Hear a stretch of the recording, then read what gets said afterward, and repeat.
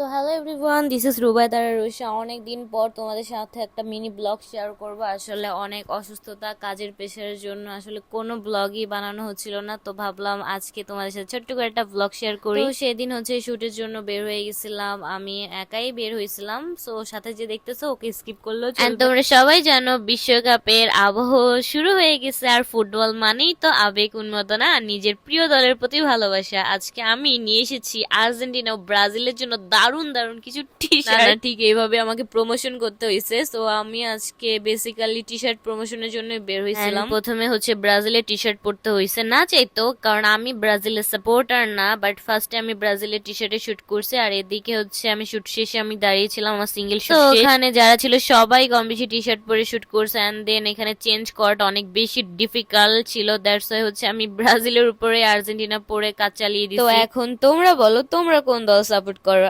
Argentina নাকি Brazil? Comment করে জানাতে ভুলবা না কিন্তু। ফুটবল নিয়ে তর্ক হতেই পারে, কিন্তু আনন্দটা সবার জন্য। এই যেমন আমি আর্জেন্টিনা সাপোর্টার হয়ে ব্রাজিল টি শার্ট পরে ঘুরে বেড়াচ্ছি, আমার কোনো সমস্যা হচ্ছে না, আমার আরো ভালো লাগতেছিল। এই ফার্স্ট টাইম আমি আসলে ব্রাজিলের টি শার্ট পরছি। সো আমি ড্রেস চেঞ্জ করে, এটা থার্ড ড্রেস ছিল।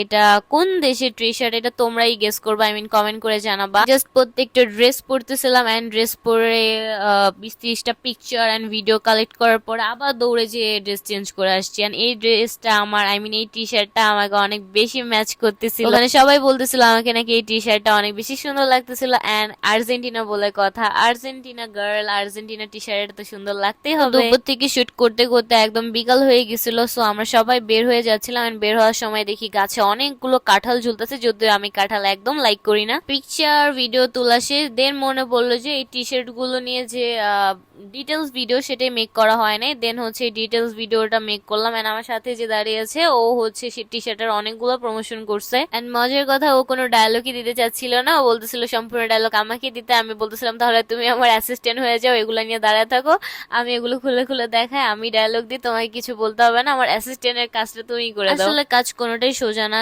এই কাজটা করতে করতে একদম সারা দিন কভার হয়ে গেছে। আমার তো অনেক বেশি ক্ষুধা লেগে গেছিল, তোমরা শর্টসে দেখবে আমি বারবার বলতেছিলাম আমার ক্ষুধা লেগে গেছে, ক্ষুধা লেগে গেছে। তার থেকে বেশি কষ্ট যে বাইরে প্রচুর গরম ছিল, একদম রোদের তাপ ছিল, যেরকম বাতাস ছিল না। তোমরা পিছে খেয়াল করলে দেখবা গাছের একটা পাতাও নড়তেছিল না, মানে একটু বাতাস ছিল না। আর হ্যাঁ, আমি যেহেতু এই টি শার্ট গুলোর প্রমোশন করছি, এই টি শার্ট গুলো তোমরা পেয়ে যাবে লাক্সোরা স্পোর্টস ফেসবুক পেজে। আমি যে প্রমোশন করছি তাই বলা না, আসলে টি শার্ট গুলো অনেক বেশি ভালো ছিল, অনেক কোয়ালিটিফুল ছিল। টি শার্ট গুলো পরে আসলে অত গরম ফিল হচ্ছিল না, অনেক কমফোর্টেবল ছিল। সো এই তো, এর থেকে বেশি ভিডিও ক্লিপ নেওয়া হয় নাই। সো তোমরা কি রকম কি টাইপের ভিডিও দেখতে চাও অবশ্যই বেশি বেশি কমেন্ট করে জানাবা, আমাকে সাপোর্ট করবা। যারা যারা এই চ্যানেলটা সাবস্ক্রাইব করে নাই, of course like comment share subscribe করে পাশে থাকবা।